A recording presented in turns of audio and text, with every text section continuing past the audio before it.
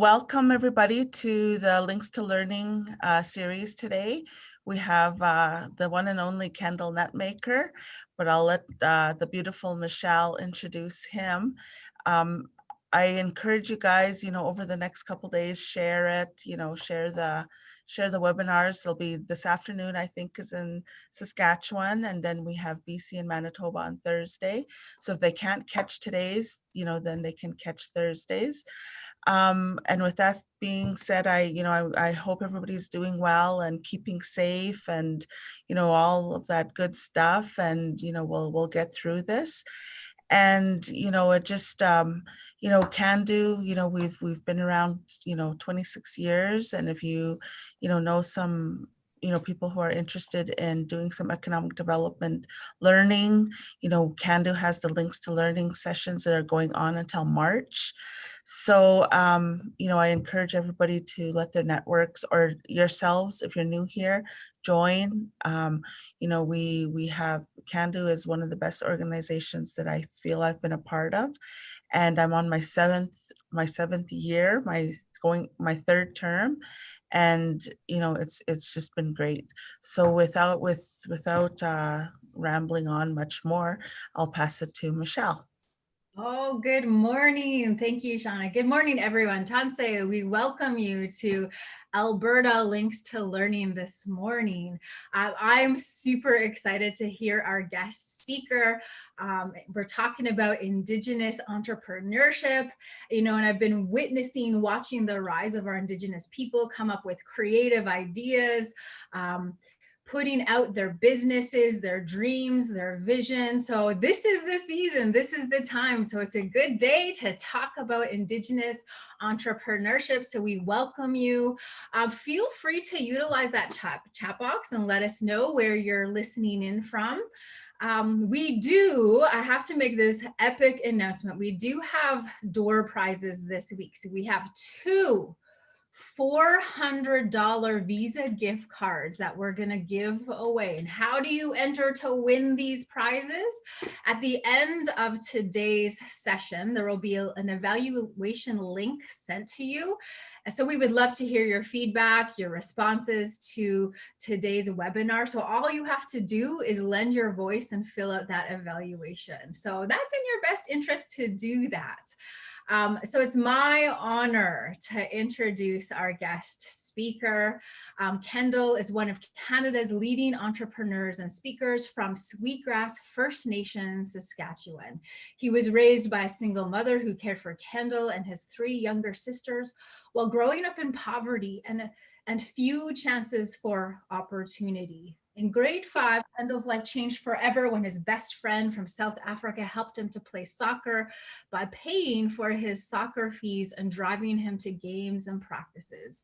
This act of kindness opened up a whole other world for him that he would never otherwise experience. So 2 years later, when the family was relocating, they gave Kendal's family their car, which was a life-changing gift that helped his mother access all kinds of basic necessities that had previously been difficult, and meant that Kendal and his sisters can now take part in their school sports. Like, beautiful story. The incredible generosity of his childhood friends' family inspired Kendal to give back when he launched his company, Michi Gear, a lifestyle apparel brand that empowers youth through sports.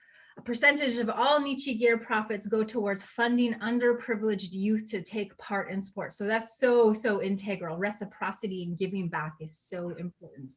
While finishing 2 degrees from the University of Saskatchewan, Kendal worked on growing the brands, which was founded out of Kendal's small 1-bedroom apartment. Talk about humble beginnings. After graduation, Kendal opened several stores while sharing his story as keynote speaker. The brand is now sold to consumers across North America through exclusive retail partners and online. To date, Kendal has founded and invested in 5 businesses. 5, that's amazing. He's the author of Driven to to succeed and won over 25 business awards. So this young man is a powerhouse, is a voice, especially to this conversation around Indigenous entrepreneurship. So we welcome you to our Zoom stage, Kendal. Thank you, thank you, thank you. Hope everyone's doing amazing this morning. I'm just going to pop my screen up here. All right. So, ladies and gentlemen, again, thank you so much for having me this morning. Today, we're going to be talking about Indigenous entrepreneurship. And at the end of this session today, we are going to open it up to some questions and answers for anyone who's watching today. But most importantly, this webinar is to help anyone who's watching this and whoever watches the recording and so on. Before I get into that, there's 5 main things I wanted to talk to you about today. So I only have about 45 minutes with you, and then we're going to get into the Q&A. Before I get into that, I'll give you a little background, just a quick glimpse of the things that we've been doing and some of the things that we could possibly help you with through this webinar. So as my journey began as an accidental entrepreneur, I'll say that. I got into business through studying to become a teacher.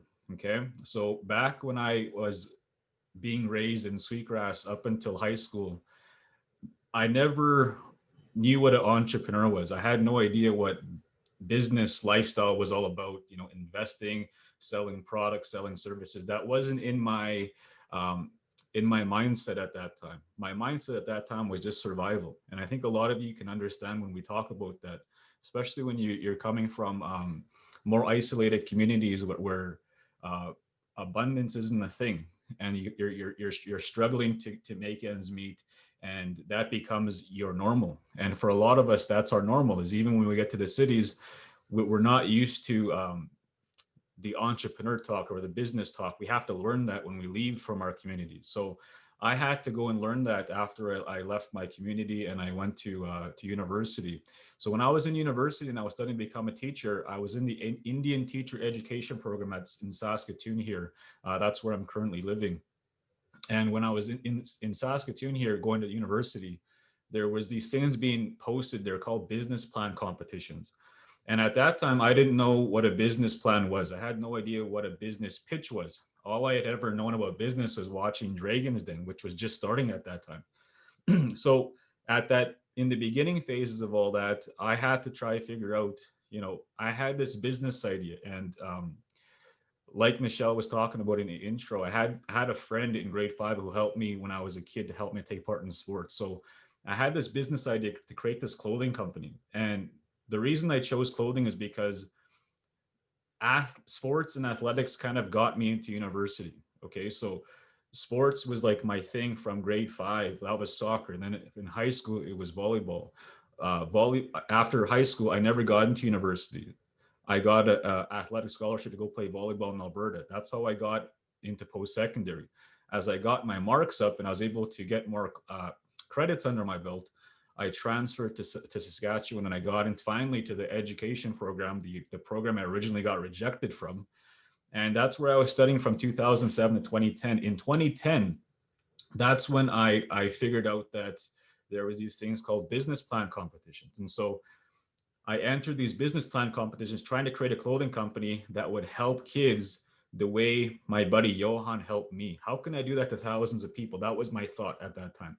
So starts with an idea. Okay. So we're going to start right there. Every one of you right now either has an idea or you've acted on an idea. Okay. So at this time, way back then, I had an idea. I didn't know what a business was. I didn't know what a business plan was. And I had to figure out, how do I create a business plan and how do I do a business pitch? At that time, I wasn't speaking like I'm speaking here today. I couldn't do this kind of stuff. I was very shy, very timid. So I had everything I'm sharing with you, I had to learn. So if you're watching this right now and you're thinking, well, I probably, I have this business idea, but I don't know if I should do it. I don't know if I can do it. Everything I'm sharing with you, I had to learn to do. Okay. So if I can learn how to do all these things, so can you. So can anyone who's watching this right now. Takes a drive. All right. That's why this book here, I'll talk about later, that first word on the book, it says driven. That's where that word comes from. Everything that you do in your life, it has to come from a drive from within. Only you're going to feel that feeling. You act on that feeling. That's your motivation. That's your fuel line to take you from where you are to where it is that you want to be, whatever business you want to create. Okay. So way back then, I had to write a business plan. Didn't know what that was. I had to do a business pitch. Didn't know what that was either. So I learned from people. I studied. I went to workshops. I took webinars like this. I was in-person workshops at that time. And so I would learn from people. They would teach me things on how to write a business plan. My very first business plan wasn't good at all, but I got it done. Yesterday, I did a live stream about business plan and business pitch competitions that I've been a part of growing up and going through this phase in my life in 2011 at this time. And I had to write a business plan. So for any of you who are watching right now and you're trying to write a business plan, I'm going to give you a link right now. Actually, I'll add it to this board right here and you can just write it down as we go. So business plan. Can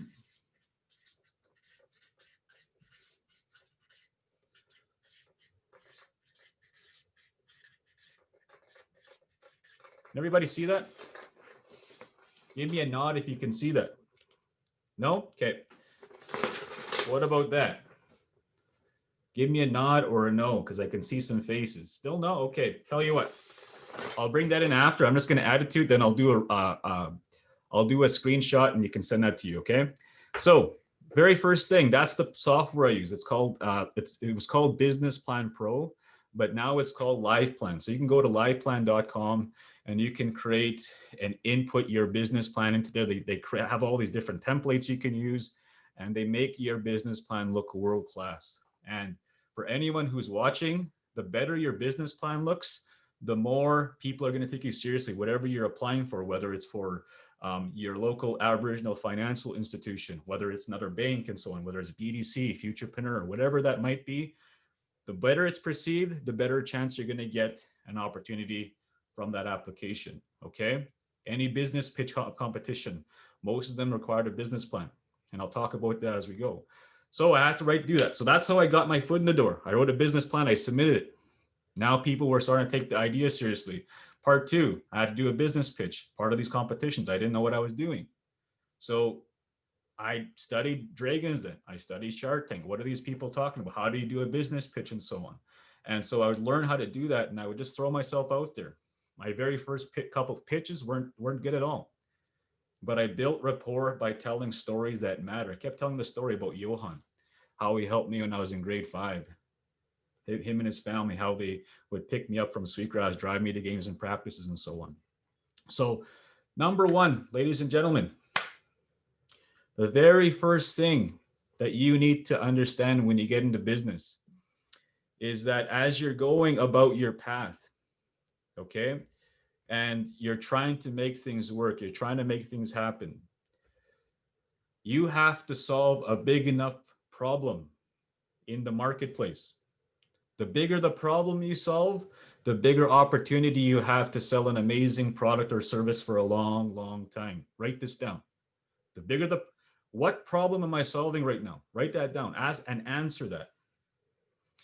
As a business owner, you have to ask yourself, what am I solving right now? Is what I'm creating, what I'm selling right now, is it solving a problem? Because if it isn't, then you're going to have some problems making. So here, this is the best way I can explain this. If you have a big enough problem that you're solving with a product and you're trying to sell it, it's going to be very easy for you to get clients, get buyers to come and support you. If you don't, then you run into a marketing situation where you have to promote the heck out of this thing just to get people interested and get people's attention. That's hard. Okay, that's very difficult. So increase the problem you're solving to ease your chances of succeeding in this business idea that you have. Does that make sense? Okay, thumbs up. All right. So the bigger the problem, the bigger opportunity you have. That's the first thing I want to talk about. Second thing I want to talk about is now that you have this idea, you know that you're trying to solve a problem. You know, all the screen that I'm sharing with you, this is part of the journey that we had created. As you can see, there's very common color in this branding that you see. Even on my personal site, there's a common theme. This is the brand positioning that you have to create with whatever you're trying to put out there. This is coming from a personal brand to your product, to your service, even as you position yourself as a worker, as an employee. If you want to keep going up the chain in your workplace and so on, you have to position yourself as a brand. You're everyone who's watching this, you're a brand. And everything you put out there is part of your brand. So if there was another thing that I would write down in this webinar, it's how people perceive my brand determines the opportunities I'm going to get and how much I can price it for. How much money they're going to pay me is based on how they perceive my brand. So whenever you promote your product, your service, whatever you're trying to sell, you need to ask people who don't know you honest feedback about what you're trying to put out there. What do you think of this product? How much would you pay for this thing? What do you think is value of that? Do some surveying around people that are just randoms and just ask some questions like that. They'll give you the real-time answers. Okay?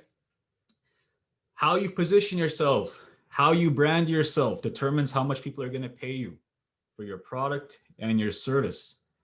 Okay? And that falls into number 3, the name you call yourself. Your name becomes a lot of how easy it is for people who are going to be able to go to your website, to remember who you are, to tell your brand to other people. This is why, here's a very touchy subject I'll talk to a lot of people about here in this webinar. Whatever you decide to call your brand name, if you're thinking of just Indigenous people only, and you're only going to focus on that market, and you're not looking at any other markets out there, then it becomes okay to use Indigenous languages with that brand. But if you're looking to build that brand beyond that market and you're looking into the mainstream, then you have to make it adaptable so that it's because it's tough. Some of these brands that are being put out there, Munyawak, the mainstream aren't going to understand what that means. So try to find a common ground. Try to find a slang term. Nichiwagan, that's where that word comes from. Niwichiwagan. If I said Nichiwagan brand, everyone, like all the mainstream, wouldn't understand what that meant. So Nichi is the slang form from that word.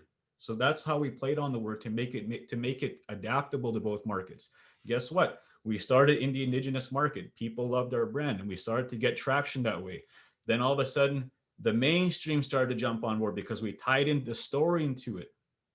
You see, if you're thinking big, which I encourage everyone to do, okay, you have to think big when you create a business. If you're not thinking big, how can you expect it to grow fast? You have to have a big dream. You have to have that, okay? Write it down. Write what you're trying to create with this product, this service. Your name, it needs to be adaptable to both markets. I'm going to stress that, okay? Number 2, how you brand yourself with this. The branding you use with your name, the colors, the type of slogans you use, the type of languaging you use on your social media posts, the type of stuff that you post, okay? Every single person, even as an individual, should have your own website. Okay, I'm going to say that again. If you're serious about taking your business, even your personal brand, your service, whatever you're trying to sell, you should make your own website. Why? Because let's pretend this business doesn't work for you and you still have your own website, kendalnetmaker.com, firstname, whoever's watching this. If you took your business card with your website to someone you're trying to get an opportunity from, most people aren't going to have their own website. You're going to stand out from everyone else. You know what a decision maker is going to say? Wow, they have their own website. Wow, this person is probably a hard worker. Wow, this person takes themselves seriously. So you know what that means? They're going to work for me and take my customers seriously. That's the power of a personal brand. That's the power of a website. So everything in your website needs to be positioned. And after I get through the next section, I'll go to my websites and I'll show you just a few things of the things that we've done with our websites and how it can help you. Okay. So everyone should get a website. Another part from this section is that everyone needs to be online in some way. How many of you right before COVID hit were actually using Zoom? Probably like less than half of you. We have the ability to adapt really quickly, okay? All of us have that ability. And so as we're going about our businesses, ask yourself, how am I going to serve the online marketplace? Now more than ever, it's easier to do business online. I'm going to share with you some tactics on how you can do that. Everyone should be on the social media platform where your customers are on. Don't try to be on everything and everything, okay? And it's a lot of work doing all that stuff. Pick a couple, pick 2 to 3 if you can, that's lots. Us, we focus on Facebook, Instagram. For my professional stuff that I do, like the webinars, like the virtual trainings, the coaching, I go on LinkedIn. Those are like the 3 things that I focus on. The younger markets are more on Snapchat, on TikTok, and so on. Where is your market? Where are they going to buy from you? Okay, ask yourself that question. And then tailor your messaging to those markets. Who is my ideal customer? Where are they on? Are they on Facebook? Are they on Instagram? Are they on LinkedIn? Are they watching YouTube videos? What time of day are they usually on? Okay. Then you start getting into more specifics. What's the gender? What's the age groups and so on? As you go along with your business, you'll be able to track all that stuff, especially with Facebook analytics, Instagram, and all that other stuff that you can use. Okay. Is this all helping so far? All right. Sounds good. Next section I wanted to touch base on is every single person, okay, out there should, especially if you're Indigenous entrepreneurs, we have this unique ability to help our people. You know what I mean? Like that's part of who we are. We're inviting. Our ceremonies are like that. We don't turn people away. And so that's one of the I would say the biggest things that we've done with our business is helping other people. These are just a handful of people that we helped in sports through our brand, in education, helping people through that. This all transpired into creating our own fund, and we created our own charity to help Indigenous youth in sports, education, and culture. This all transpired into becoming a speaker, and I started to go and speak. I've spoken on hundreds and hundreds of stages across this country and beyond, and sharing messages on leadership, storytelling, branding, all these types of talks that we're talking about here today. And doing live things like this. You know, we can't do workshops, but we can do webinars and so on. And most importantly, it inspired this book here that I published here a couple of years ago. So I'm going to share with you a few examples to kind of help you with this. I'm going to get off the screen share real quickly. All right, so I'm going to share with you really quickly. Actually, you know what? Before I get to this, I'm going to show you just a second here. Okay, so I told you about the brand, the business plan thing. Okay, the thing I wanted to share with you next was a lot of people ask me about when they get into business. So after you have your business plan, you're doing all this stuff. Let's pretend that you want to learn how to do your own books, your own bookkeeping, your own accounting. One of the apps that we use is on our phone, and it's called QuickBooks. Okay, so use the QuickBooks app to make your accounting. You can do sales, you can make sales on there. You can do invoicing. You can do estimates. You can keep track of all of your customers on there. You can connect other apps from different websites on there and streamline all your sales there. You can do all that there. If you want to sell stuff online, you want to sell a product to anywhere in the world, e-commerce, that's the name of the game. All of our the brands that we've helped. Niche Gear's on this, Shopify.com. Okay, use that website. It's one of the most user-friendly websites for creating an online store. If you want to make a personal brand website, WordPress.com is another site that I recommend most people who are doing a personal brand. If you want to create really low-cost branding materials, Fiverr.com. Fiverr, as how we say back home on our reserve, .com, ERR.com, ERR.com, okay? So that's a site where we get a lot of cheap stuff, a lot of like my business card. Hold on if I can find it. like my business card right here, okay? The whole branding of that came from Fiverr, like $10 for that design. Crazy, right? You can get posters done on Fiverr.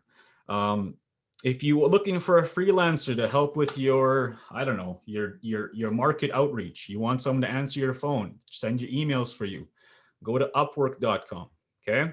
That's another one that'll help you with there. If you want to make world-class, whether it's book covers, whether it's design layouts, whether it's even t-shirt designs like we've done, go to 99designs.com. That's another website that we've used. If you want to schedule, right, let's pretend you're a consultant or coach and you're trying to schedule appointments, you don't know how to manage your time, use calendly.com, Calendly. And that's an app that we use. You can schedule times throughout the day that you're available. You send it to your clients to book appointments with you. Even if you're like a therapist or like I said, consultant coach, that's what we do. You want to make posters on the go, use the Canva app, okay? Canva, download that app on your iPhone or Android. On the go, you can make social media posts and make them look beautiful. Here's another thing that a lot of people are discovering. Your notes app on your iPhone, you can actually scan documents for free, okay? You don't have to do any other downloads and waste a lot of money on those other apps that you have to pay for that kind of stuff. So you can scan documents and send them off to whoever it is that you're trying to send that to. So really quickly, let's get into the websites really quick. I'll give you some examples, okay? All right, I'm gonna screen share this really quickly. Looks like Tyra is online with us. How you doing, Tyra? Good to see you. Tyra was one of my awesome coaching clients who's doing amazing stuff. Okay, so here is like my personal brand website. So I'll go from website to website to website, and I'll give you examples of things that we do. So if you're making let's pretend you're making a coaching or a consulting website and your brand is a part of this, okay? It's very important that people see you. You see on the left there, there's a picture of me, okay? And everyone should have some kind of what they call on the right, a promise statement, okay? Write this down. Everyone should have a promise statement. What is a promise statement? A promise statement means how you help the person who's on your website looking at it right now.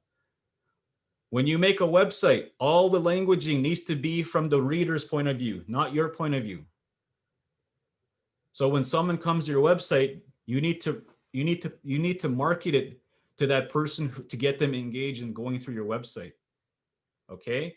And your whole website should have one main call to action. So for a personal brand, a coaching brand, a consulting brand, it's to book you. So up here, there's a big thing right here. It says book Kendal. Everyone should have that. If you're a coach, a consultant, you're trying to sell a service, book you. Too many brands and websites out there. They'll have their website and they make it too complicated and they have all these different buttons and different stuff. You need to funnel it into one main thing to book you for your service or buy your product, okay? So that's an example right there. If I scroll down, whatever media you ever get into, if you have articles on CBC, CTV, put them on your website as featured in. If you've ever been published on any local news station, as featured in, okay? This part is called, right here, is called social proof. People believe in what other people say about you, not what you say about yourself. That's why it's very important as a brand, go on Google, get Google reviews. If you're on Facebook, get Facebook reviews. If you're on LinkedIn, get LinkedIn recommendations, okay? And you use those onto your website, whatever it is that you're trying to sell or trying to create, so that you can show what people are saying on all these platforms, and it'll influence the person who's going through your site to buy from you, to support you, whatever that might be. These are also, if you got testimonials from people that are well-known, you can put them on your website. These are all people that I've had a chance to get some stuff from, okay? Whether it's from books or whether it's been from my business growth. And also put all your past clients on here, people that you worked for. As you grow and you develop your brand, everyone should be able to have their own like promo reel, highlight reel of the things that you've done for other people and how you help people. really quickly here, I'm going to show you just a few case studies, examples of people that have actually done this. And I know Tyra's on here, and Tyra's actually one of those people. Hold on a second. I just scroll down here real quick. All right. So if I scroll down and I show you just a few, where's Tyra? Tyra's right here. So Tyra, if you can see, she is the founder of Dene Media. Tyra, right during COVID, she came with an idea of creating a online media brand where she would do photography, videography, do documentary research from a Dene perspective. And if you go to denemedia.com, that's the website we helped build with her. And she's built a world-class brand from taking an idea to building something from it. Now she's doing a lot of stuff. And for Tyra, maybe you can put your link in the comments there so everyone else can see your website. Aside from all that, there's, you know, all types of industries we've been able to work with. People like Tesla from Tradie 6, right? He has Tradie 6 Apparel. Miranda Kennedy, she's an HR expert. She has her own website, Miranda Kennedy HR.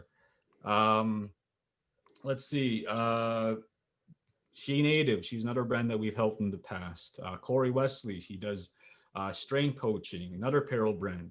My buddy Michael Linklater, when he was trying to get his business off the ground, he wanted to shift from speaking and do more basketball camps. Jay, he has this underground performance, this company in Prince Albert, Saskatchewan. Joel and Mary, they're from BC. They're owners of the Owl's Path Marketplace. When they're trying to pivot through COVID, we did a campaign with them to sell a lot of face masks. So they're doing a lot of cool stuff with that. Let's see, Stephanie and Paul, one of our recent clients, they're building their website right now in Saskatoon. They sell like memorabilia, hockey cards and so on, all around the world through eBay and so on. Let's see, Justin's one of my clients here who's does outline construction, doing a lot of cool things. So all of these people, the reason I'm sharing with you this, why they're on here, is they've all done the things I'm sharing with you, okay? They're all doing the things I'm sharing with you. They've applied them, okay? Next site I'll share with you is our Nietzsche Gear site. So this is our Nietzsche Gear site. As you can see, it's very simple.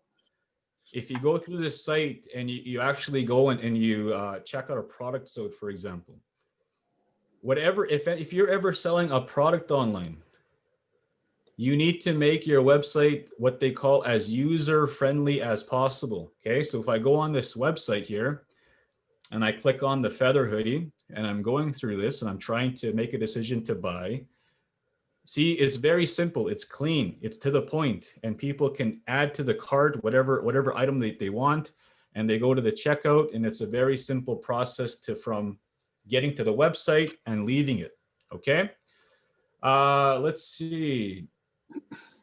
If you have a nonprofit and you're trying to make a site, this is a WordPress site that we've used, okay? It's very simple again. This is the site that we've launched, and we donate a lot of our Nietzsche Gear profits, even some of my speaking profits, to our fund called Indigifund. And some of the people that we've helped along the way, we also highlight them, because people who are donating want to see who they've been helping. So they can actually just scroll through all these people and see all the people that we've been helping. And if any of you who are ever interested in this, you can donate or you can apply to our fund at indigifund.com. This is another recent project that I've created. This is for anyone who's ever interested in building online courses or selling coaching programs. And actually, if you go through this website, one of our most popular are these two courses right here, the Start a Business course and the Driven to Succeed course from the book here. And so you can check those out on your own time, but I'm going to bring it back to my screen here really quickly, and I'm going to share my slide one more time. Just give me a second. All right, so let's recap really quickly. I'm going to try bring this back in. I don't know if anyone can see it. Let me know if you can see it. Is it better now? Okay. Thumbs up if you can see the writing. I got one thumbs up. Okay, cool. So I'm going to put these back on. So I got business plan. That's the business plan resource. Liveplan.com if you can't read my writing. For bookkeeping,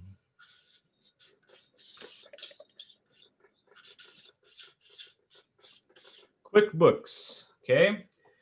For building the website,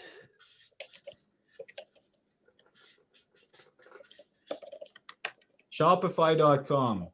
For some of you who are interested in selling clothing companies or selling T-shirts, any kind of thing, there's a website. You can now you don't even need to hold any inventory anymore. You do drop shipping through the Shopify platform. There's easy ways to do that. Okay, so if you have an apparel brand you wanted to create, you get a Shopify website, you create a design of how you want your site to be laid out, and you drop ship into Shopify. And what that means is someone orders from you a design they like, they buy it from your website, that gets sent to a different place, either in Canada or in the US, and they fulfill that for you. They print it on demand and they ship it out to your customer. You get a royalty, they get a royalty, and it's a win-win. You don't have to hold any stock anymore. That's why there's so many apparel brands, especially in Indigenous country across the country and in the US, that are happening right now. They're all doing this, drop shipping. Okay? Anyone can create their own brand overnight now. Pretty easy stuff. So if you want to do a personal brand, WordPress is the one that we use. You want to have cheap branding materials, but they look world-class. This is the one that I use. Fiverr.com. You want to get freelancers to do some work with you. Upwork.com. You want to get world-class designs made, whether it's for your t-shirt brand, whether it's for your website layout, whether it's for a book cover, a poster, and so on.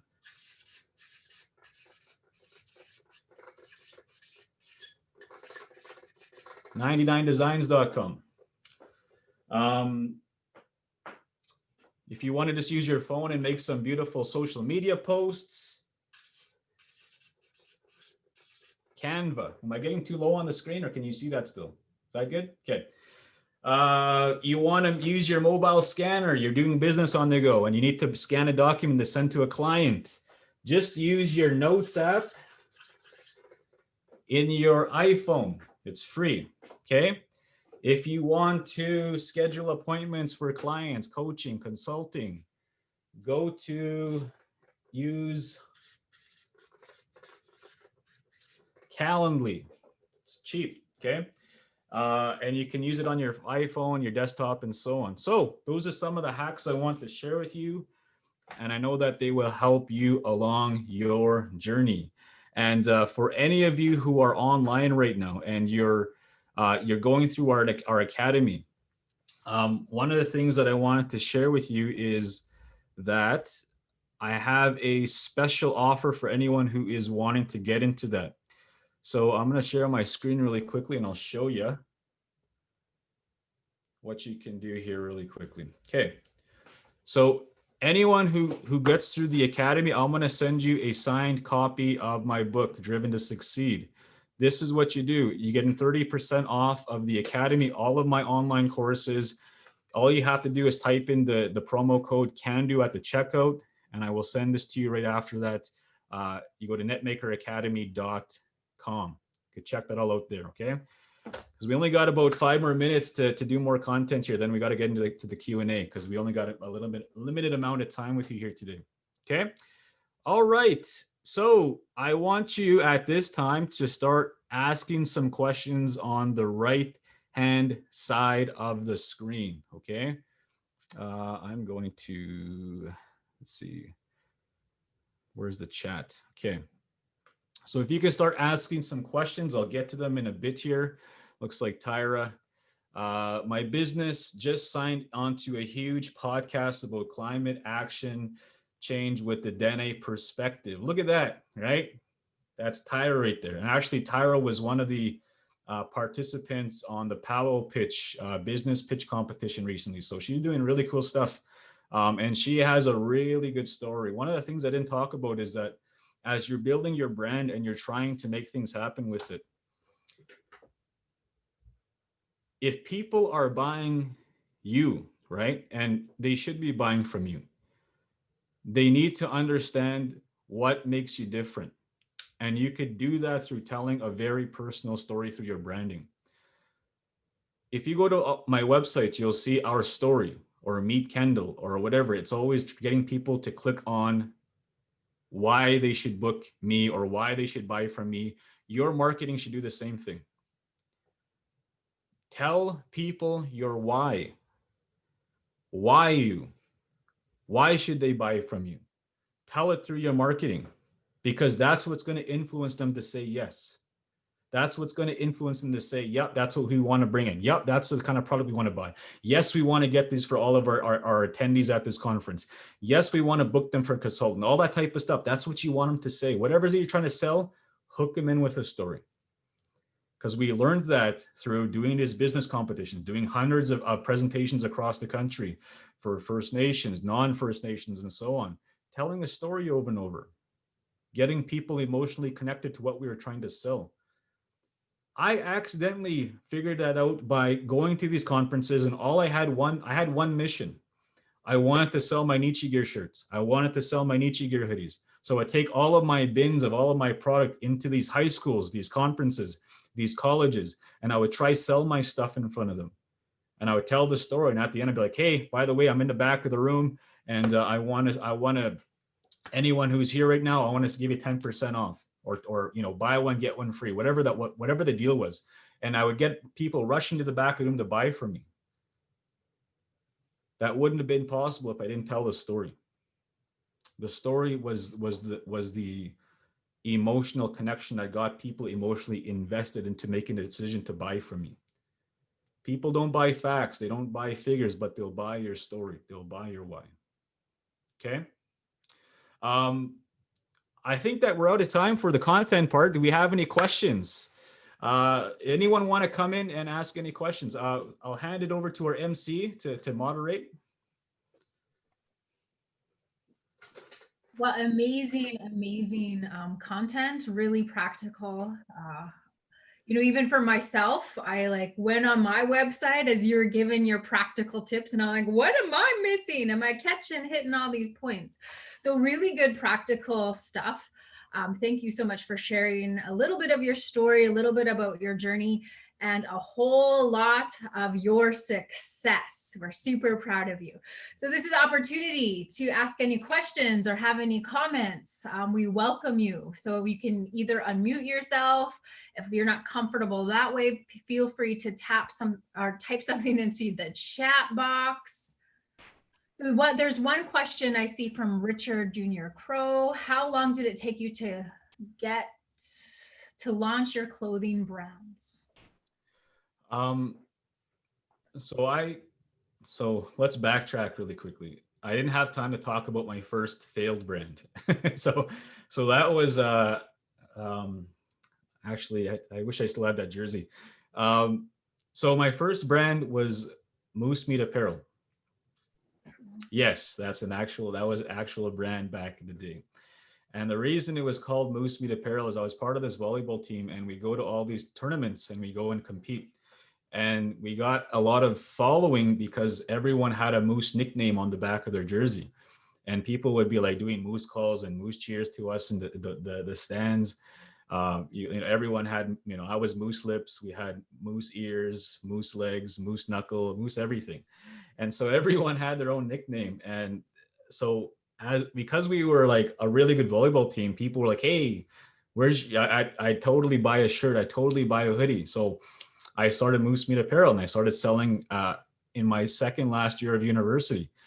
And long story short, I had a hard time protecting that brand intellectually. What I mean by that is through trademarks. And so when I went to trademark the brand, I ran into a conflict with Moosehead Breweries, and they had a big trademark on like every moose, everything. So if I tried to trademark it, I was going to be in a legal battle with them just to try to fight it. I didn't have money. I was a full-time student, right? So I dropped it, and I started Nietzsche right after that. And so I felt at that time, it was a big blow to my path. I felt like a failure. Right before I did that, we just got featured on the Globe and Mail. So national, publicity, and all of a sudden the next day you close it. You could tell how I felt at that time. It wasn't too fun. So every failure, every problem leads into what? An opportunity.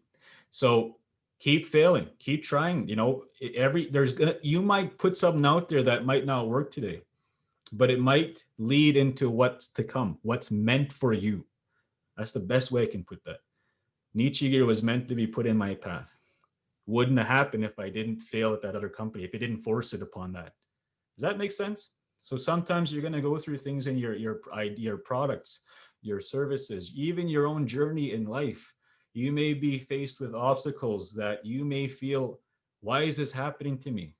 Ask yourself, why not you? What is this meant to teach me? What am I meant to go through this? What is Creator trying to show with me so that I can prepare for what's next?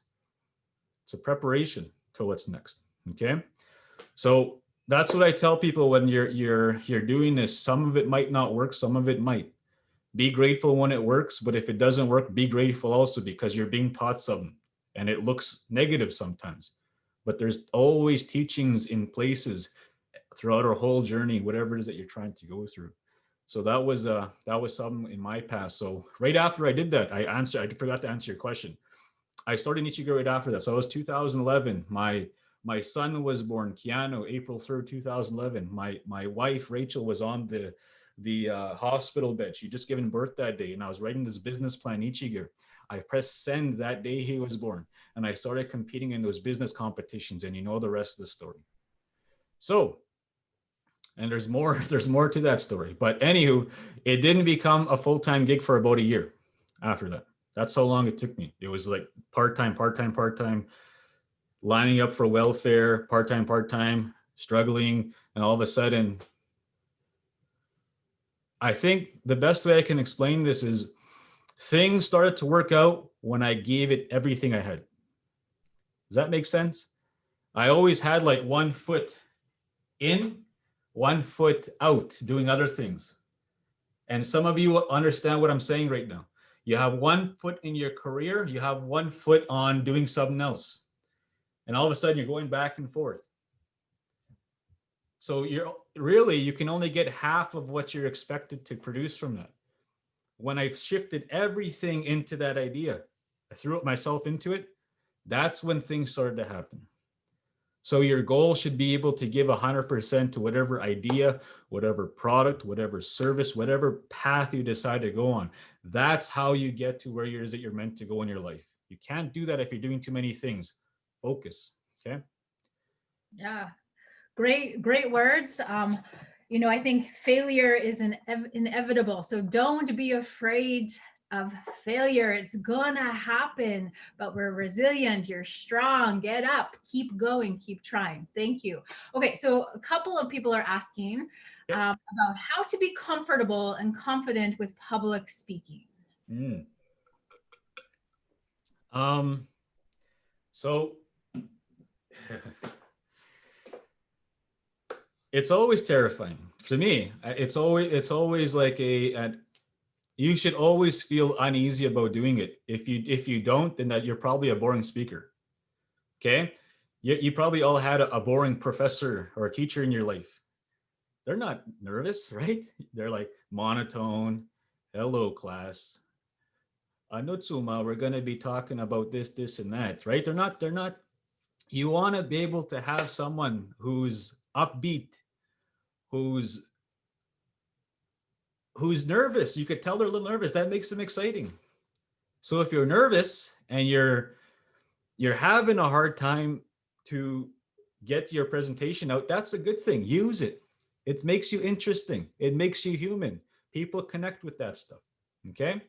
It's okay to be nervous, but don't let it stop you from showing up. That's where you're letting it win. Just show up. Throw yourself into it. I tell this story when my very first presentation, I had to do a talk in for like 10 minutes and I was terrified. So I used to write my notes like this on a piece of paper And there's a podium, and this is my mic right here. Look, I'll bring, this is how the mic looked. And I went like this. Right? That was embarrassing, right? So can't get worse than that. And to make it worse, I tripped on the stairs going up to that podium. So everyone was already laughing at me. So I got nothing else to say to that. Just show up, keep trying, okay? Because that's realness right there. Kendall, I agree with the whole, like, you gotta be comfortable with failure. It's not, oh, I failed, yay, pat me on the back. It's like, you know what, if something doesn't work one way, you got to try it another way, right? Yeah. Because all the great things have come about from those obstacles and what have you. And I joined your academy back in, it was COVID, I think, was just beginning that first week, March Oh 9th. yeah. I remember that. Yeah, I joined. So from that point on, you had just started to talk about um, working from home, changing our lifestyle. How have you adapted from then to now with online, your online workshops, your online keynotes, and all of that? Everything. Like this whole setup wasn't here, right? My webcam, the way it looks, it's way better than the cam I had 2 weeks ago. I'm always trying to upgrade everything so that everything looks presentable. And so when I'm doing virtual stuff, like everything I did was all in person. So imagine this, you're into your business, and some of you can relate to this. All of a sudden, March, whatever, 15th or 12th, whenever that lockdown all happened, you lose 6 figures in sales, just like that overnight. How does that impact your business? Some people, that's millions of dollars in their businesses, right? But just that one day alone, boom, turnkey, 6-figure contracts down the drain. You got to start over with those things. So you have to either adapt, or you're going to go crawl in the corner and figure and cry till COVID lifts, which probably won't happen for a little while still. So I had no choice but to change everything. I started coaching. I started doing business coaching. That's how I met Tyra. I made a shift. I said, okay, I'm going to start coaching business owners. I'm going to start coaching leaders. So I opened up that gateway for people to apply, and I would work with them for 6 weeks at a time. And if they needed it longer, I would work with them longer. So I started coaching, and then I started to do more virtual trainings, like virtual keynotes, virtual webinars. I started to invest in the setup, the webcam, the lighting, the how everything, the lighting back there, the setup and whatnot, making it as effective so that people can absorb the information. Obviously I got to work on the whiteboard, but I'm always trying to improve. So I think everyone who's watching this is that's the take home today. How can I adapt? And once I adapt, how can I improve what I'm doing? Awesome. So, Kendall, I guess we could spend all day together, I think, with everybody who's on, just listening. Hey. Well, we have another one at 4, right? I think at 4 o'clock we have another one. So at 3. 2. Or at 3, sorry, at 3. That's 4 my time. Yeah. Michelle at 3, and she puts up 2 fingers. Yeah, and Kendall, it's great. I'm gonna let Michelle wrap up shortly. Those of you who have questions, Kendall, it's like, I was just gonna say, like, your setup looks different from that first day of the academy. Oh, yeah. In March to now, and adapting, and I like that, like, and like I don't go to the mall. I've been buying local. I've been trying to promote local. Like, I have this shirt that I'm wearing today. It's a buffalo, and it says Igaki Mat, which is try hard in Blackfoot. And promoting Indigenous, local Indigenous entrepreneurs, and and things like that. And as an entrepreneur, like, we thought we were going to shut our business down for the summer because of COVID and everything, but it just worked out that people still wanted to utilize us, which worked out good. But yeah, it's adapting to, and I think most entrepreneurs are they adapt, right? Yeah. And that's what makes them, land on their feet.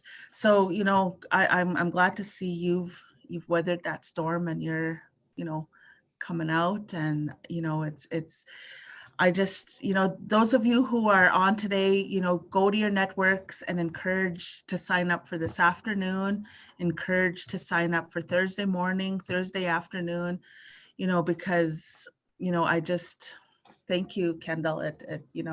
Hand on my heart, like you were just awesome as usual. So with that, I'll pass it back to Michelle. And on behalf of Candu, thank you for this morning's session.